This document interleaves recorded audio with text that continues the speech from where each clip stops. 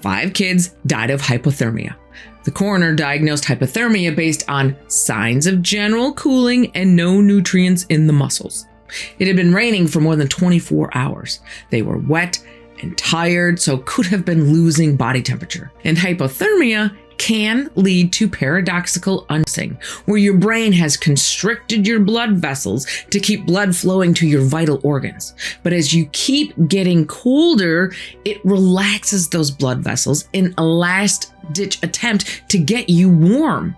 However, I feel it's very important to note that the vast majority of cases of paradoxical undressing include large amounts of either drugs or alcohol present in the undresser's system. And if we say, okay, paradoxical undressing led some of them to start peeling off clothes, but their shoes? And those missing shoes are not necessarily the ones taking off clothes. And hypothermia doesn't account for the extreme behavior, the grabbing at their throats, biting, banging their heads on rocks. It also doesn't account for the bruising in their lungs, bleeding from the eyes and ears, and foaming at the mouth. And they had plenty of food. According to Valia, they packed enough for 2,400 calories per day per person and stopped to eat at least 4 times a day. And don't forget that Ludmila was also a survivalist, so foraging along the path was really common. So starvation or lack of nutrients to help the body function in the extreme conditions shouldn't have anything to do with it either. And according to the rescuers, they all had sealed plastic bags in their packs with cold weather gear.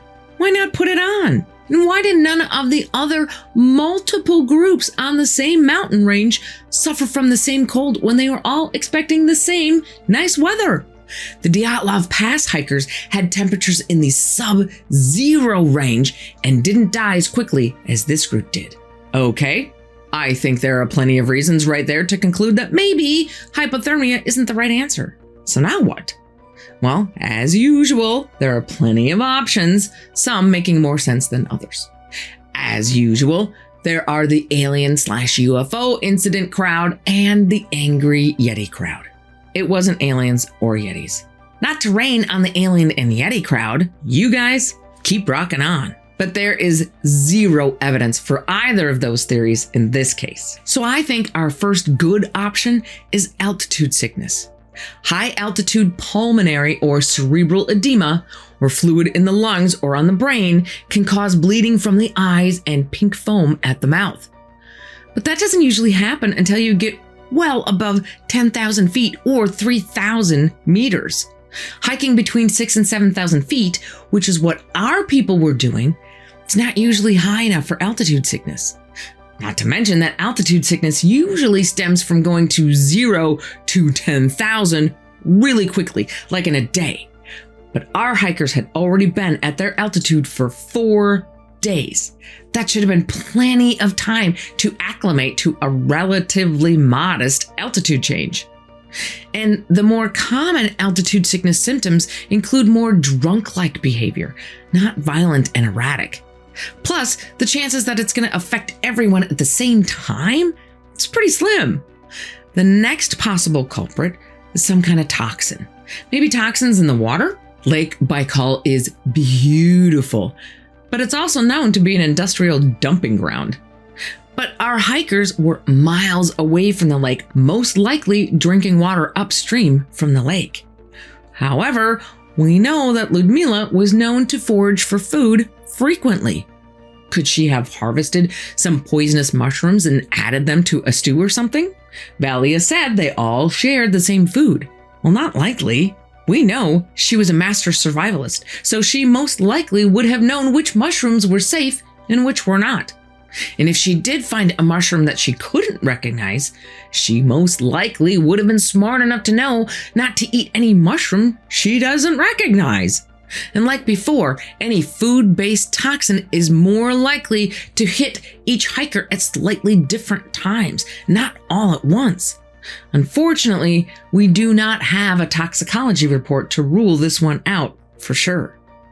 Another possible toxin is a plant readily found on that mountain, golden root, or Rhodiola rosea. Golden root is a plant renowned for its ability to boost both physical and mental endurance and strength. Ludmila and others had been collecting it along the way. Could they have started consuming it and accidentally overdosed? Again, not likely. Golden root is pretty safe. There are no known cases of overdose requiring medical intervention. They would have had to consume pounds of the stuff, and even if they did, they most likely just would throw up before eating enough to actually kill them. Interestingly enough, the opposite situation might provide us a clue. What if Valia was eating the golden root that they've been collecting along the way? Could that be why she is the only one to survive? Literally, food for thought. The golden root theory also has a more mystical facet.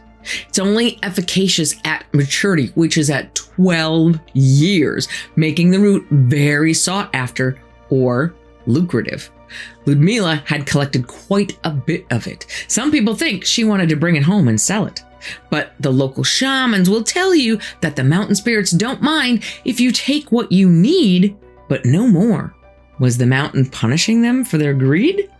Another popular theory is infrasound. The idea is that the cyclone, which was technically an anticyclone, caused low sound vibrations. Low frequency sound waves can cause panic behavior and seizure symptoms. And it's been found that a frequency of 7 hertz can affect organs and the nervous system with long exposure. Covers a lot of the symptoms, the odd behavior, the bruised lungs, except bleeding from the eyes and ears. But unfortunately, since there aren't really people lining up to be test subjects, we just don't know a whole lot about the effects of infrasound. And I know this one came up with the Dyatlov Pass incident too as a possibility, maybe because it can explain the strange behavior. But my question would be, what's so special about the mountains in Russia that everyone seems to think that they are all lined up just perfectly to create this very unique situation? This one just seems like a stretch to me. And the last theory that I think fits the best is some kind of nerve agent. A nerve agent fits all of the symptoms perfectly. And in fact, there is a family of nerve agents called Novichok that are so deadly, like think 10 times worse than VX gas and 20 times worse than sarin gas deadly, that it was deemed a weapon of mass destruction and was banned in the 1990 Chemical Weapons Accord between the United States and Russia. But records show that testing of the agent went on in the areas of the Khamar-Daban Mountains until 1993. Common effects of this nerve agent exposure include profuse bleeding of the eyes and ears and heart attack, and most certainly accounts for the weird behavior. But why would the KGB or the Russian military test nerve agents in a very popular hiking area? Thousands of people visit that area every summer. Well, the theory is that the actual testing was done prior to the summer hiking season, and that the military just didn't bother to clean up the site, thinking that the agent would just dissipate on its own. But that some of the agent remained and was kicked up by the wind and rain of the cyclone, and that it somehow flowed down the mountain in gaseous form, rolling right over Ludmila and her team. But then how did Valia survive? So I guess I like this theory in theory, but not in practice. Now, the one thing that we need to keep in mind with this story is that the only reason we know anything about what happened on that mountain is because Valia told us. But here's the thing. There are 2 slightly different accounts of what happened that day. One is that they got up that morning and started a fire and had breakfast.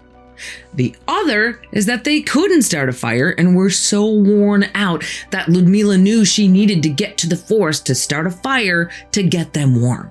The latter version comes from Valia's interview and TV appearance 25 years after the incident. But where does the former version come from? Is that the version she told police right after everything happened? For the life of me, I can't find where that version comes from. But even if she did tell 2 versions, not all that surprised. Between the trauma on one hand and the passage of time on the other, I'm not surprised to hear that the details changed. And when I first started my research, I thought this was a pretty major detail, because if they had started a fire and eaten breakfast, how could they have died of hypothermia? And don't get me wrong, it is an important detail, but the more I learned about the whole affair, the less I believe they died of hypothermia anyway, so the point is moot.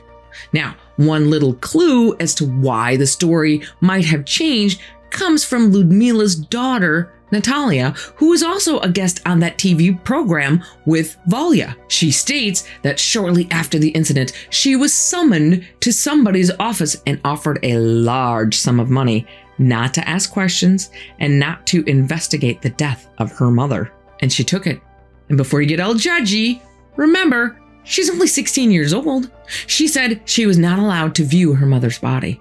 And she thought it was just because she was a kid at the time, but then later found out that none of her relatives ID'd Ludmila's body. She also stated that all of the hikers were buried with closed caskets.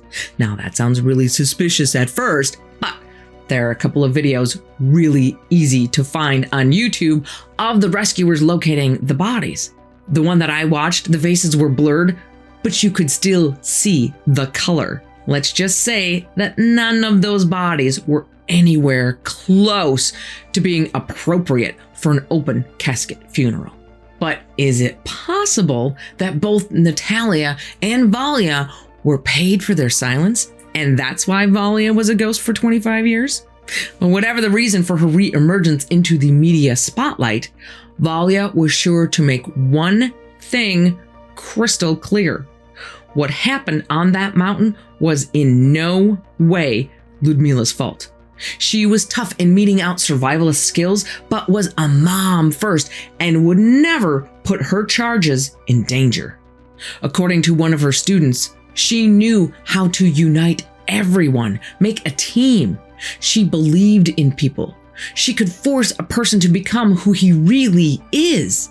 Under her mentorship, each of us was able to maximize our abilities, grow in all areas of life. How many people, thanks to her, became excellent teachers, athletes, started families, learned to play the guitar, draw, become stronger, braver. We were all like adopted children to her.